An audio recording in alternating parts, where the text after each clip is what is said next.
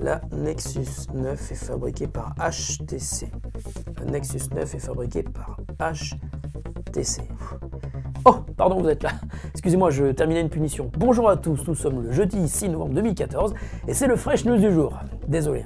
This is funky fresh. This is funky fresh. Pick up on the mustard pack and grab your double cheese and fries. Les efforts de Microsoft pour imposer ses produits hardware coûtent cher et ne sont pas toujours récompensés, surtout quand on en arrive à un fail comme on vient de le voir sur CNN cette semaine. Il y a 15 jours, Microsoft annonçait en effet avoir signé un partenariat avec la chaîne d'information continue. Microsoft fournit des Surface Pro 3 qui sont utilisés par les journalistes à l'antenne.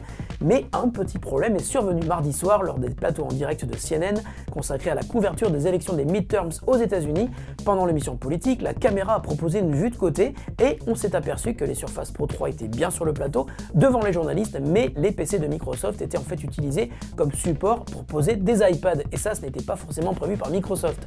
Et ce n'est pas la première fois que Microsoft s'essaye au placement de produits et que le résultat est mitigé. En septembre dernier, Surface Pro 3 s'est retrouvé sur les bords des stades de foot américains et les entraîneurs et le staff technique des équipes continuaient à les appeler des iPads. La route est encore longue pour Microsoft sur un terrain où iPad est devenu presque un nom commun pour désigner en fait toutes les tablettes tactiles.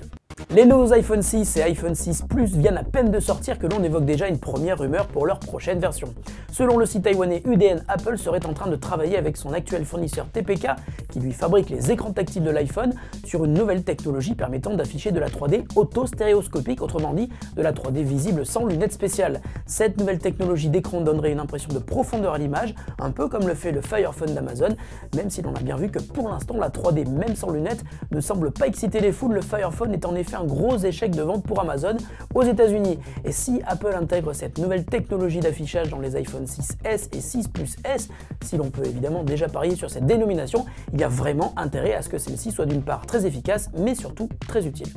Basée sur une plateforme Unix, macOS et iOS sont généralement à l'abri des virus, mais une nouvelle famille de malware spécifiquement destinée à iOS vient de faire son apparition et elle commence à faire des victimes. Le malware en question s'appelle WireLurker. Il a été détecté dans des applis gratuites qui ont été modifiées par des hackers. Pour l'instant, il ne semble viser que les utilisateurs d'iPhone chinois jailbreakés, mais selon la firme de sécurité qui l'a découvert, sa propagation se fait à une vitesse extrêmement rapide et à une échelle jamais vue auparavant sur iPhone.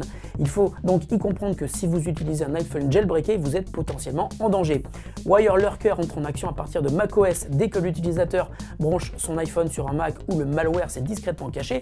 Celui-ci installe des applications en douce sur l'iPhone jailbreaké. A priori, il ne serait pas capable d'installer d'application sans que l'utilisateur ne valide cette installation et pour cette raison, si votre iPhone n'est pas jailbreaké, vous ne risquez a priori pas grand-chose. Et la question du jour nous vient de Romain qui nous explique qu'il a un vieux smartphone qu'il aimerait bien renouveler cette année pour Noël, mais comme il ne change pas tous les ans, il aimerait autant en avoir un qui filme en 4K pour prendre de l'avance.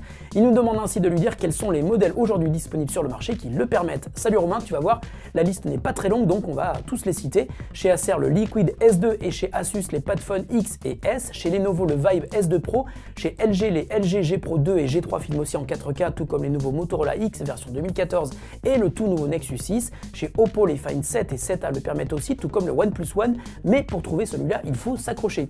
Tu as ensuite la gamme Xperia Z chez Sony avec le Z2, le Z3 et le Z3 Compact et enfin Samsung le permet aussi avec les nombreux modèles Galaxy Note, le Note 3, le Note 4, bientôt le Note Edge, le S5 et le Alpha. A noter que filmer en 4K demande énormément de place disponible sur ton smartphone, donc autant prévoir les micro SD qui vont avec. Sache également que certains smartphones ont tendance à chauffer rapidement, c'est notamment l'un des seuls défauts du Xperia Z3.